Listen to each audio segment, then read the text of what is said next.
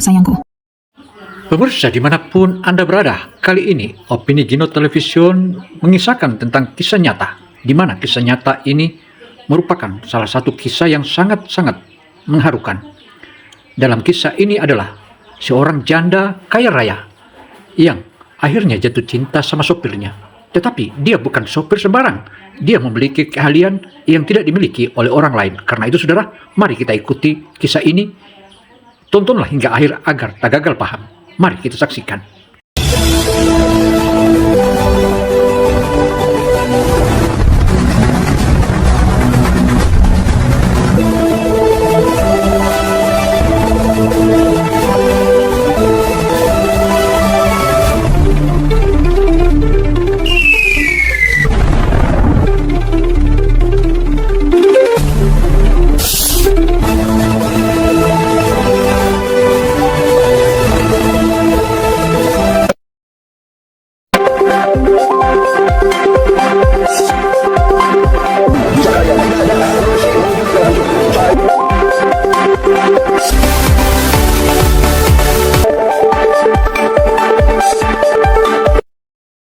Jumpa lagi dengan Opini Gino Television Indonesia. Kali ini Opini Gino mengisahkan tentang kisah seorang janda kaya raya, di mana dalam kisah ini menyebutkan bahwa seorang sopir yang kini menjadi sopirnya ternyata bukan sopir sembarangan, dan akhirnya sang janda kaya raya itu jatuh cinta sama sopir tersebut. Karena itu saudara, kisah ini sangatlah menarik dan sangatlah brilian karena ide-idenya dan syarat dengan penuh inspirasi, dan inspirasinya sangatlah menghangatkan kehidupan untuk kita ketahui dalam kehidupan kita di tengah-tengah masyarakat sehari-hari.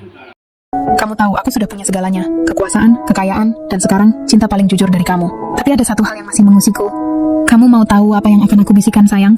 Aku harus membuatnya sadar bahwa ketampanan dan martabatnya jauh lebih mempesona daripada semua saham yang kumiliki. Aku sudah punya rencana, darling. Aku akan memastikan setiap orang di gala itu melihat betapa berharganya kamu. Aku akan memelukmu erat, berbisik genit di telingamu, dan menunjukkan pada dunia bahwa ratu bisnis ini hanya tunduk pada martabatmu. Nya Paramita, 35 tahun. Penguasa Paramita Group yang meliputi perkebunan sawit raksasa hingga meja trading saham adalah arsitek dan sekaligus penjaga gawang dari kekaisaran ini. Kopi saya harus panas, bukan hangat. Laporan keuangan harus merah, profit, bukan hijau, seperti yang orang awam pikirkan. Dan hidup saya harus terkontrol. Setelah kegagalan perkawinan pertama saya bertahun-tahun lalu, saya membuat kontrak tak tertulis dengan diri sendiri. Nyonya Anya, kandidat supir pribadi terakhir sudah siap. Suara Santi, sekretaris saya, terdengar datar dari interkom. Santi tahu betul, efisiensi adalah kredo saya. Suruh dia masuk. Saya beri waktu 5 menit. Saya menutup tablet, menyembunyikan grafik harga CPO yang sedang fluktuatif, dan menegakkan duduk. Saya harus memilih supir baru. Ini bukan hanya tentang menyetir. Supir pribadi saya adalah perpanjangan diri saya. Dia harus cakap, diskret, dan, yang paling penting, tidak mudah terintimidasi oleh lingkungan elit tempat saya beroperasi. Pintu terbuka. Masuknya sebuah anomali, langkah kaki itu berbeda. Tidak terlalu terburu-buru seperti orang yang takut ketinggalan waktu, tetapi juga tidak lambat seperti orang yang angkuh. Saya mengangkat pandangan. Selamat pagi, Nyonya Anya. Rian Pratama, katanya. Suaranya jernih, tegas, tanpa getaran gugup yang biasa saya dengar dari para pelamar. Saat itu juga, sistem pertahanan emosional yang saya bangun bertahun-tahun seolah bergeser sedikit. Dia ganteng. Itu fakta. Wajahnya simetris, rahangnya tegas, dan kulitnya bersih. Tapi itu bukan yang membuat saya terdiam. Di dunia saya, pria tampan itu komoditas. Mudah dibeli, mudah dibuang. Yang membuat saya terhenti adalah matanya. Mata Rian Pratama, usia 26 tahun, berdasarkan folder di tangan saya, tidak memiliki kilatan keserakahan yang saya lihat pada setiap mata pria yang mendekati saya. Dia tidak melihat Paramita Group. Dia tidak melihat perhiasan saya. Dia hanya melihat seorang majikan yang harus diwawancarai. Silakan duduk, Rian. Saya menggunakan nada paling dingin, yang biasanya cukup untuk membuat kandidat berkeringat. Dia duduk dengan punggung tegak, kedua tangan di lutut. Sikap yang sopan tapi tidak menjilat. Saya menatap kurikulum vitae, CV, miliknya. Lulusan teknik mesin dari universitas negeri ternama. Saudara, sang sopir yang ternyata bernama Rian ini, ternyata dia adalah seorang alumnus fakultas teknik atau sarjana teknik dari salah satu perguruan tinggi ternama di Indonesia ini. Dan inilah yang membuat keteguhan hati sang janda ini, bahwa pilihannya sopir ini merupakan sopir bukan sopir sembarangan, tapi menjadi menarik dan menjadi dia penasaran karena seorang sarjana teknik malah melamar jadi sopir. Dan sopir inilah kita harus bongkar rahasianya. Dan karena itu sang janda ini begitu terinspirasi dan begitu ingin tahu siapa sopir ini sebenarnya. Mengapa Anda melamar sebagai supir pribadi? Saya langsung menusuk ke inti. Ini adalah pertanyaan jebakan. Kebanyakan akan menjawab, saya ingin belajar dari dunia bisnis Anda. Atau, ini batu loncatan. Jawaban-jawaban yang penuh ambisi terselubung. Rian menjawab tenang. Nyonya, saya sedang menabung untuk membuka bengkel kecil sendiri. Fokus pada modifikasi mesin. Pekerjaan ini menawarkan jam kerja yang terstruktur dan gaji yang memadai untuk mencapai tujuan itu dalam waktu 2 tahun. Dan saya sangat menikmati mengemudi. Ini pekerjaan yang jujur. Kata itu menggema di ruang kantor yang hanya diisi oleh perabotan mahal dan kalkulasi dingin. Anda tahu, gaji untuk posisi ini bisa jauh lebih rendah di perusahaan lain. Kami membayar mahal untuk diskresi dan kesetiaan. Anda tidak tertarik menggunakan posisi ini sebagai jalan pintas untuk mendapatkan investor, misalnya? Saya menantangnya. Rian tersenyum tipis. Senyum itu polos, tidak dibuat-buat. Nyonya Anya, jika saya ingin investor, saya akan melamar sebagai engineer dan mempresentasikan bisnis plan saya. Saya ingin membangun bengkel dari keringat saya sendiri. Jika saya menerima gaji, saya akan memberikan pelayanan terbaik. Itu kesetiaan saya. Di mata Rian tidak ada kerakusan. Hanya ada tujuan yang sederhana dan lurus. Ini mengganggu saya. Keterus-terangan yang begitu murni adalah bug di sistem saya yang rapi. Kontrak yang dipaksakan saya harus menyingkirkan distraction emosional ini. Saya menggeser amplop tebal berisi kontrak kerja standar. Anda diterima. Gaji bulanan adalah 4 kali lipat dari rata-rata gaji supir eksekutif. Tapi Anda harus tahu, saya memiliki aturan yang tidak dapat dilanggar. Saya mencetak tebal poin-poinnya. Kehadiran 24/7, kecuali saat izin resmi. Privasi mutlak. Semua percakapan, semua lokasi adalah rahasia perusahaan. Tidak. Ada pertanyaan pribadi. Anda bukan teman saya, bukan konsultan saya. Anda adalah supir saya. Dan yang paling penting, Rian, saya berhenti, menatapnya tajam. Tidak ada interaksi emosional di luar lingkup kerja. Saya tidak mentoleransi rayuan, godaan, atau pandangan yang menyiratkan hal-hal pribadi. Saya sangat menghargai profesionalisme Anda. Bisakah Anda menjamin itu? Ini adalah pertahanan diri saya. Saya menembakkan aturan itu sebagai peluru untuk membunuh benih ketertarikan aneh yang baru saja muncul. Saya butuh pagar yang tinggi. Rian mengangguk tanpa ragu. Saya mengerti, Nyonya. Saya hanya fokus pada pekerjaan saya. Saya menjamin profesionalisme mutlak. Saya tidak pernah mencampur adukan pekerjaan dengan hal-hal pribadi. Dia mengambil pulpen, membaca kontrak singkat yang menunjukkan dia tidak terburu-buru, dan menandatanganinya dengan coretan yang tegas. Baik, mulai besok, 09.00 pagi, Anda akan tinggal di mes yang telah disediakan di dekat kediaman saya. Terima kasih, Nyonya. Dia berdiri, memberi hormat singkat dengan sopan, dan berjalan keluar. Seluruh proses itu memakan waktu tepat 4 menit 30 detik. Saudara, sang sopir ketika dilakukan uji kelayakan untuk mau diterima, tampaknya dia betul-betul memiliki skill dan memiliki kecerdasan yang maha dahsyat, bahkan kecerdasannya di atas rata-rata. Selain itu, dia juga ternyata memiliki sertifikasi dan memiliki hasil dan cum laude di dalam peringkat di perguruan tingginya. Hal inilah yang membuat sang janda itu makin kesengsem dan jatuh cinta. Karena itu, saudara, makin menarik dalam kisah ini. Efisien, profesional, dan membekas. Gejolak di balik jendela kaca setelah Rian pergi, saya tidak langsung kembali ke tablet. Saya mengambil kopi saya, yang sudah sedikit hangat, sebuah anomali langka, dan berjalan ke jendela, melihat ke bawah ke keramaian kota. Kenapa mata anak muda itu membuatku merasa seperti sedang dipertanyakan? Saya sudah terbiasa dengan pria yang berhati-hati dengan kata-kata mereka di sekitar saya, yang berusaha menebak apa yang saya inginkan. Rian tidak melakukannya. Dia berterus terang, ketulusannya adalah ancaman bagi saya. Ketulusan berarti kerentanan. Saya tidak boleh rentan. Mantan suami saya pernah berkata, hanya kamu terlalu berhati-hati. Kamu memenjarakan dirimu sendiri dalam logika. Kalimat itu saat itu menyakitkan, tapi saya mengubahnya menjadi prinsip hidup. Logika melindungiku, emosi menghancurkanku. Saya mengingat Rian lagi. Bagaimana ia bicara tentang bengkelnya? Bagaimana ia tidak meminta diskon mobil bekas dari saya, atau meminta koneksi bank? Ia hanya meminta pekerjaan yang jujur. Anya, kendalikan dirimu. Dia hanya supir. Angka yang tertera di gajinya adalah pengikatnya. Saya menyentuh cincin di jari manis saya. Cincin pernikahan yang sudah lama saya lepas. Tapi bekasnya masih ada. Bekas luka emosional. Saya menikah karena bisnis deal, bukan cinta. Itu hampir menghancurkan saya. Saya bersumpah tidak akan pernah menukar kendali diri saya demi perasaan yang fana lagi. Saya kembali ke meja dan membuka database perusahaan. Nah, saya mencari data Rian secara mendalam. Bukan untuk mengaudit, tapi untuk memahami. Ada sesuatu yang perlu saya pegang untuk menempatkannya kembali di kategori pegawai. Data pendukungnya sangat minim, hanya IPK tinggi, riwayat pekerjaan singkat sebagai asisten mekanik, dan tidak ada catatan kriminal atau hutang besar. Keluarganya, ayah sudah meninggal, ibu menjalankan usaha catering sederhana. Dia adalah pahlawan tak terucapkan yang menopang ibunya. Sederhana sekali hidupnya. Saya, yang memiliki puluhan perusahaan, yang menentukan nasib ratusan orang, yang kekayaannya takkan habis 7 turunan, merasa aneh. Saya bisa membeli bengkel impian Rian dalam 1 jentikan jari. Saya bisa melipat gandakan aset ibunya dalam semalam. Tapi, itu adalah gejolak hati yang saya coba bekukan selama bertahun-tahun. Keesokan harinya, Rian sudah siap 15 menit sebelum waktu yang ditentukan. Dia berdiri di samping Mercedes-Benz S-Class saya yang mengkilap, mengenakan seragam supir yang baru dan rapi, sikapnya sempurna. Dia membuka pintu, membungkuk sopan, dan menutupnya tanpa suara. Selamat pagi, Nyonya Anya. Pagi, Rian. Ke kantor. Ikuti jadwal yang ada di tablet. Perjalanan pertama Henning. Saya duduk di belakang, di balik tirai privasi yang selalu saya tarik. Saya mencoba fokus membaca laporan. Tapi entah mengapa, gerakan Rian di kaca spion selalu mencuri perhatian saya. Dia menyetir dengan keanggunan yang langka. Tidak ada pengereman mendadak, tidak ada akselerasi agresif. Kota Jakarta yang brutal tiba-tiba terasa tenang di bawah kendalinya. Ini bukan hanya keterampilan mengemudi, ini adalah kedewasaan emosional dalam menyetir. yang sedang saya rencanakan. Kita tidak berhenti, perintah saya. Rian, tugas saya Nyonya. Dia tidak pernah meminta pujian. Dia tidak pernah menunggu saya menawarkan tip. Dia hanya melakukan tugasnya dengan martabat. Saya naik ke lift pribadi, masih merasakan ketenangan yang dia transfer. Saya menyentuh pipi saya, yang biasanya tegang karena stres perjalanan pagi. Hari ini, ototnya terasa rileks. Ini adalah keseimbangan yang sempurna pikir saya. Dia memberikan profesionalisme, saya memberikan gaji. Dia menjaga mobil, saya menjaga privasinya. Tidak ada yang melanggar kontrak. Celah yang baru saja dia ciptakan di benteng es saya. Dan saya tidak yakin apakah saya bisa menutupnya kembali. Ruangan kaca ini selalu terasa seperti arena gladiator. Nyonya Anya, saya dengar Nyonya baru merekrut supir pribadi baru, yang kabarnya lulusan teknik. Handoko Yapi, saya harus strategis. Bapak Handoko, apakah Anda telah membaca data logistik perjalanan saya selama 2 minggu terakhir? Saya menyerang balik. Handoko terdiam, terkejut karena saya mengubah topik menjadi data keras. Tidak, Nyonya. Baiklah, biar saya beritahu. Sejak Rian Pratama bekerja, delay perjalanan saya ke lokasi site visit turun sebesar 15%, dan biaya bahan bakar turun 8% karena optimalisasi rute dan gaya mengemudi yang efisien. Di mata saya, ini bukan pemborosan sumber daya. Ini investasi pada efisiensi logistik pribadi yang berdampak pada fokus time saya. Tegas saya, mata saya menyapu setiap wajah di ruangan itu. Mereka terkejut. Mereka hanya melihat paras Rian dan status sosialnya, sementara saya melihat ROI, Return on Investment, dan data performa kerjanya. Bill, dia melampirkan laporan detailnya, kata Santi sambil meletakkan tablet. Saya membaca laporannya. Detail kecil tentang tekanan ban yang optimal untuk perjalanan jarak jauh. Saran untuk mengganti jenis oli agar mesin lebih efisien di cuaca ekstrim Jakarta. Benar-benar teknisi sejati, terperangkap dalam seragam supir. Saya mengambil remote control kecil dan mengaktifkan monitor live feed dari kamera internal mobil S-Class saya. Kamera itu hanya ada untuk alasan keamanan, terhubung langsung ke ponsel saya. Namun akhir angkel impiannya, saya mencondongkan tubuh, memperhatikan ekspresinya saat ia membaca paragraf sulit. Ada sedikit kerutan serius di dahinya. Wajahnya yang polos tampak jauh lebih dewasa ketika ia tenggelam dalam passionnya. Gejolak hati. Ada rasa bersalah yang mencengkeram. Saya mempekerjakan pria berpotensi ini sebagai supir, menahannya dengan gaji fantastis. Padahal ia seharusnya berada di pabrik atau di meja desain. Saya membeli waktunya.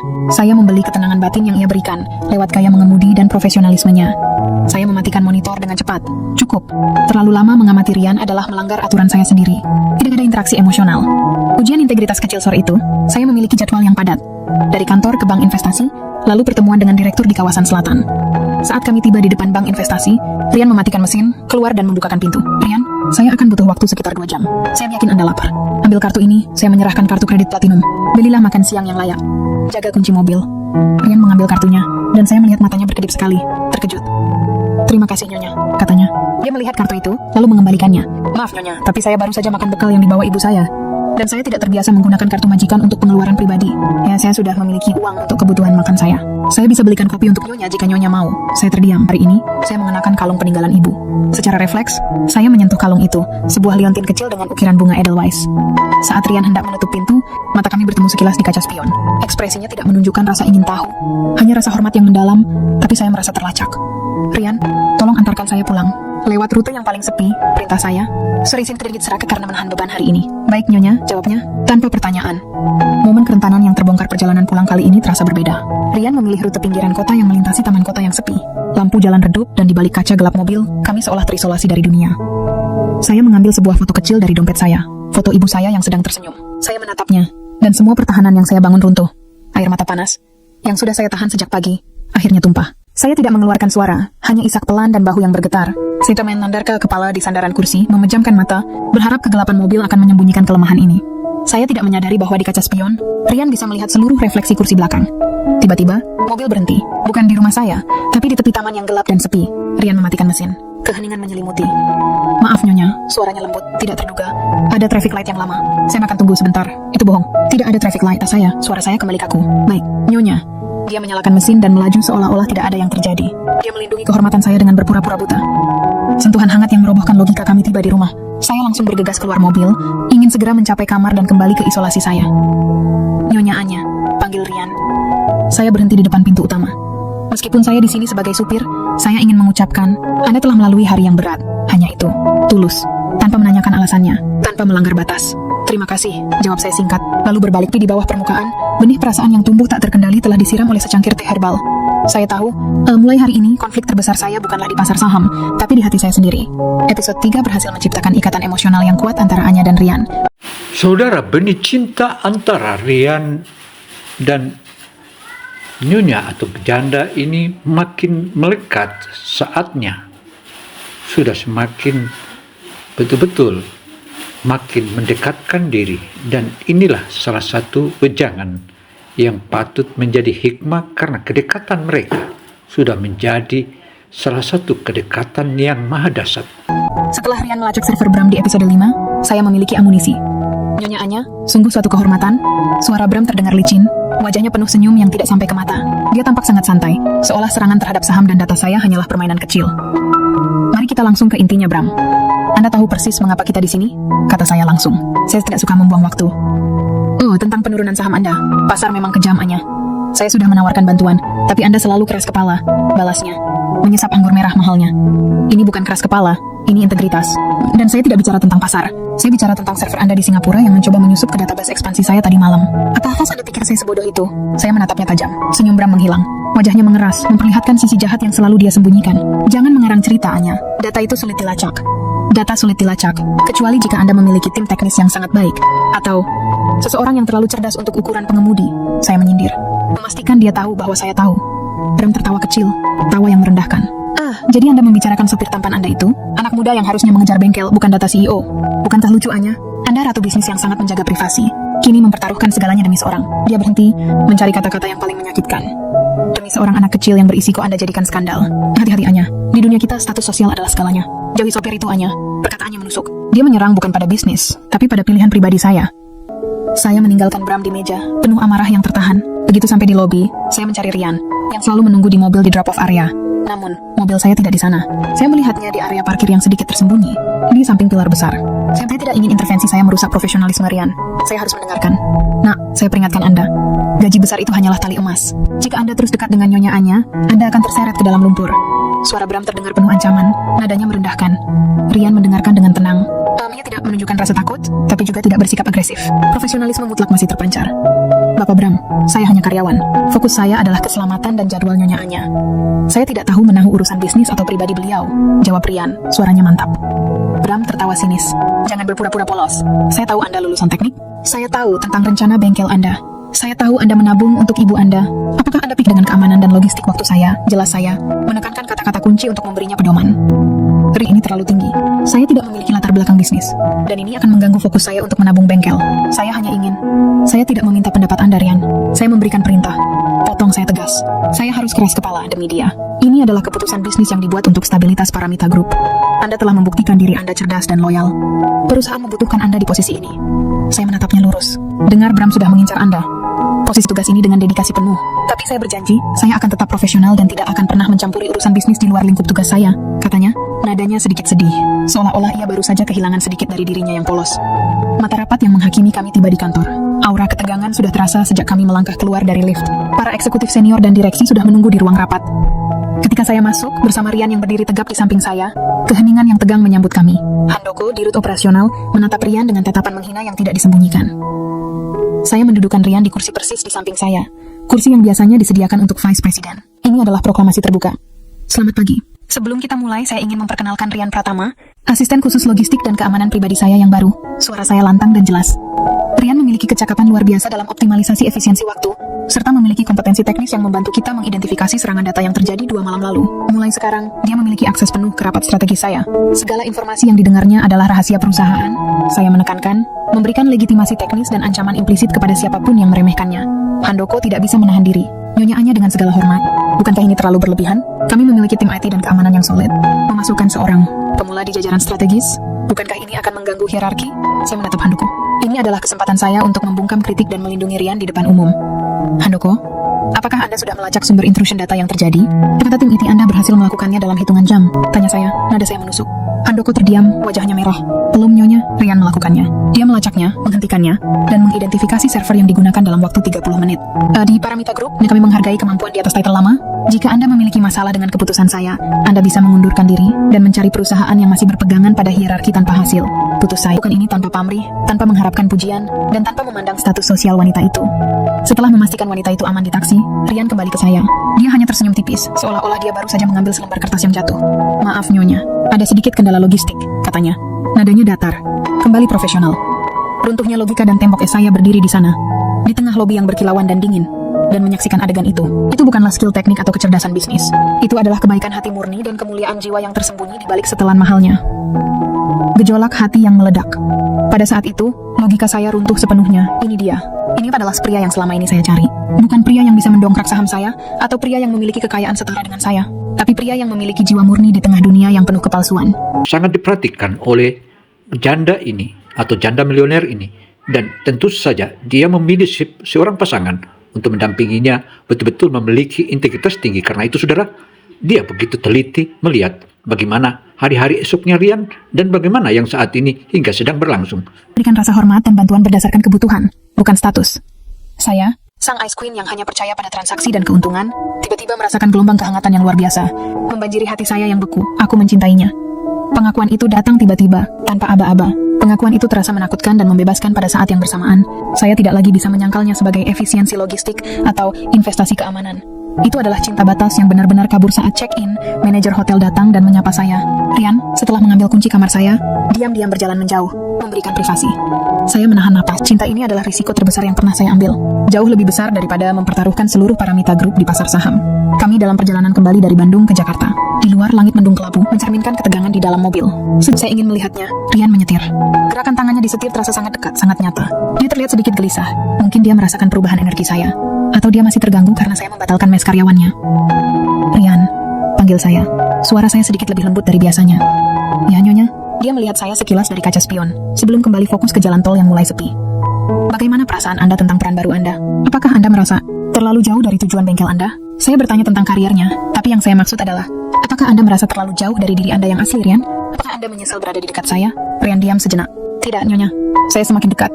Gaji dan pengalaman manajerial di sini sangat berharga. Atas itu. Demikianlah paparan opini Gino. Samsudin Mirsad melaporkan. Wassalamualaikum warahmatullahi wabarakatuh.